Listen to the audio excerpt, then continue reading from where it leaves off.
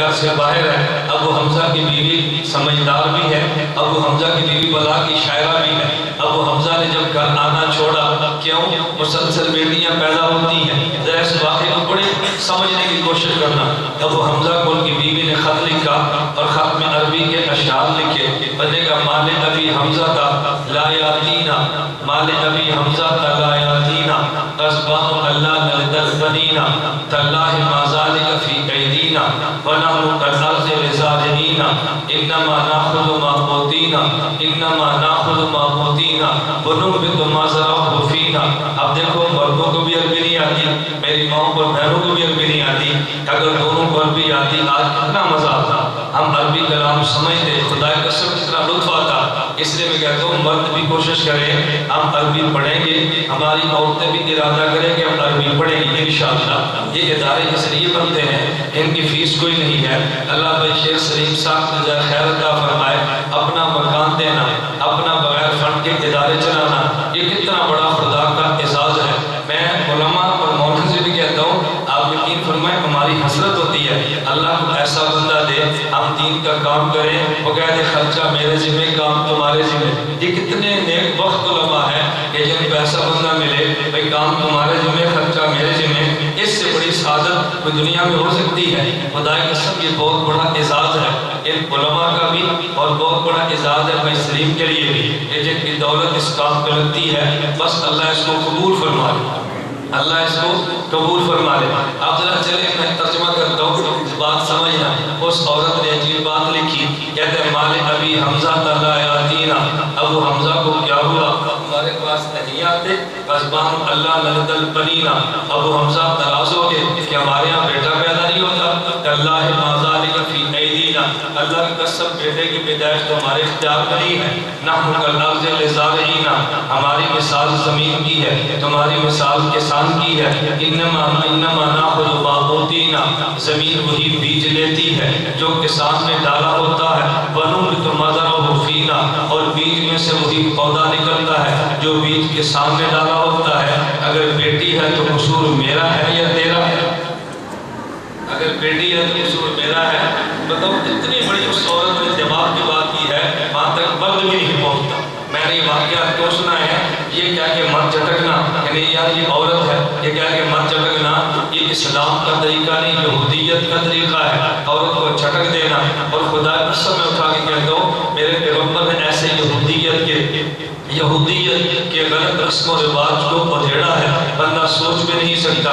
میں صرف ایک واقعہ عرض کرتا ہوں, آپ ذرا اس بات کو سمجھیں. نبی کریم صلی اللہ علیہ وسلم کی آمد سے قبل یہود میں کیا مزاج تھا کہ جب عورت کے ماہواری کے دن آگے ہیں, عورت نے کھانا بھی الگ ہے, عورت نے پینا بھی الگ ہے, عورت نے رہنا بھی الگ ہے. عورت مرد کے لیے اچھوت بن گئی ہے جب عورت کے ماہواری کے دن ہے. اور میرے پیغمبر نے رواج کیسے توڑا ہے, امی عائشہ رضی اللہ عنہا فرماتی ہیں میرے ماہواری کے دن ہے, اللہ کے نبی پیالہ دودھ اور پانی کا لیتے, مجھے کہتے عائشہ پیو, جہاں سے میں پیا پیتی اسی جگہ میں پیغمبر اپنے ہونٹ لگا کر پیتے. پیغمبر نے عمل سے غلط رواج توڑے ہیں. یہودیت کا مزاج اور تھا, ہمارے پیغمبر کا مزاج اور تھا. نبی نے کیسے تعلیم دی ہے, اور میں عائشہ مسواک تم چباؤ اور چبا کر مجھے مسواک دو. امی عائشہ مسواک چباتی ہیں, اللہ کے نبی اسی سے مسواک فرما رہے ہیں. نبی نے رواج کیسے توڑا ہے. میں ایک مثال اور پیش کرتا ہوں.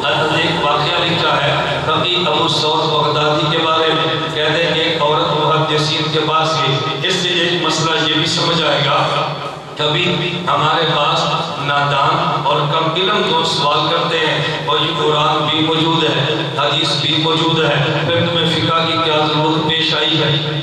میں بات تو اور کہنا چاہتا ہوں لیکن اس سے یہ مسئلہ بھی حل ہوگا. فقی ابو سعود بغدادی کے بارے میں واقعہ لکھا ہے, ایک عورت محدثین کے پاس گئی اور محدثین سے پوچھا کہ مجھے ایک مسئلہ بتاؤ, لیکن مسئلہ حدیث سے بتانا. انہوں نے کہا مائی کون سا مسئلہ ہے. ان بزرگوں سے مائی نے مسئلہ پوچھا, کہتی ہے ایک عورت فوت ہوگی, جس عورت نے میت عورت کو غسل دینا ہے وہ عورت ناپاک وجود کے ساتھ ہے. اب بتاؤ یہ عورت اس میت عورت کو غسل دے سکتی ہے یا نہیں. مثلاً ماہواری کے دن ہے, ناپاک وجود سے غسل دے سکتی ہے کہ نہیں. محدثین نے کہا دے سکتی ہے. اس عورت نے کہا مجھے حدیث دکھاؤ. انہوں نے کہا اس پر حدیث تو کوئی نہیں. انہوں نے کہا پھر میں تو بغیر حدیث کے بات نہیں کرتی، ہمیں حدیث دکھاؤ۔ فقیہ ابو الصوت بغدادی موجود تھے، محدثین نے کہا امی یہ جو مسئلہ تو نے پوچھا ہے نا، اس عورت نے مسئلہ پوچھا تو محدثین نے مسئلہ حدیث میں ہے ہی نہیں، ہم تمہیں کہاں سے بتائیں؟ عورت نے کہا جی مسئلہ پیش آ گیا، اب ہم کہاں جائیں؟ وہ محدثین نے فرمایا کہ وہ فقیہ ابو الصوت بغدادی ہے، ان سے جا کے مسئلہ پوچھ، تیرے مسئلے کا محدث نہیں فقیہ اور مفتی دے گا۔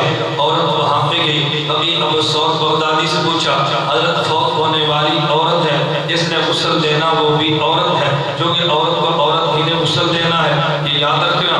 ہمارے غلط بات یہ مشہور ہے کہ میت عورت کو مرد غسل دے سکتا ہے، بالکل غلط بات ہے۔ ایک اس میں حدیث پیش کرتے ہیں، نبی پاک صلی اللہ علیہ وسلم نے امی عائشہ سے فرمایا تھا، عائشہ اگر تو فوت ہوگی تجھے غسل میں دوں گا۔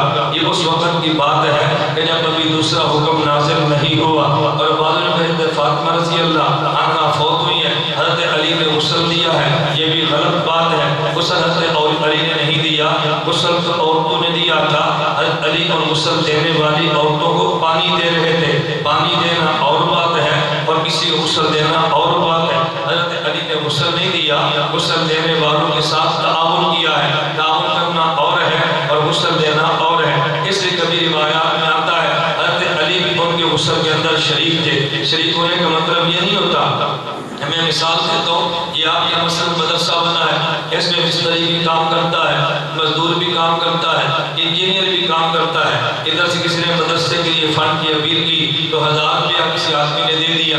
اب یہ بندہ کہتا ہے کہ جب یہ مدرسہ تعمیر ہوا، اس تعمیر کی میں بھی شریک تھا، لیکن شریک ہونے کا معنی یہ اینٹیں لگا رہا تھا، تعمیر شریک ہونے کا معنی کہ مال دے رہا تھا۔ حضرت علی حضرت فاطمہ غسل میں شریک ہیں، شریک ہونے کا معنی حضرت علی نے پانی ان کو دیا تھا۔ خیر میں جو بات سمجھانا چاہ رہا ہوں کہ غسل تو عورت ہی نے دینا ہے۔ راجی فقیہ ابو الصوت سے پوچھو، فقیہ ابو الصوت بغدادی کے پاس تشریف لے گئی، اس نے پوچھا حضرت مجھے مسئلہ بتائیں، عورت ناپاک بدن سے کیا میت عورت غسل دے سکتی ہے؟ امام فقیہ ابو الصوت بغدادی فرمان لگے بالکل غسل دے سکتی ہے۔ اس نے کہا حضرت کوئی حدیث بھی ہے؟ فرمایا حدیث بھی ہے۔ انہوں نے کہا یہ حدیث کون سی ہے؟ اب ذرا فقیہ کے نظر کا اندازہ کرنا، مفتی کی بلند نظری کا اندازہ کرنا، فقیہ کہاں تک جاتا ہے جہاں تک محدث سوچ بھی نہیں سکتا۔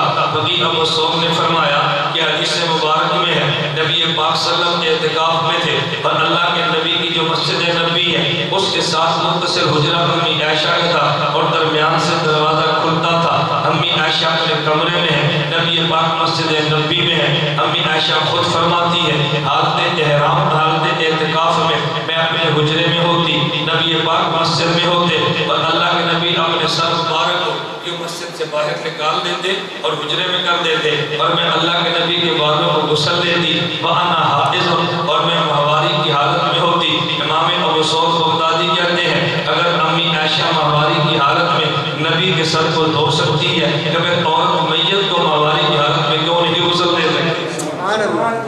اب دیکھو فقیہ کہاں تک پہنچا ہے، محدث وہاں کا تصور بھی نہیں کرتا۔ اس لیے ہم کہتے ہیں کہ فقہاء کی بھی ضرورت ہے، محدثین کی بھی ضرورت ہے۔ محدثین حدیث کے الفاظ دیتے ہیں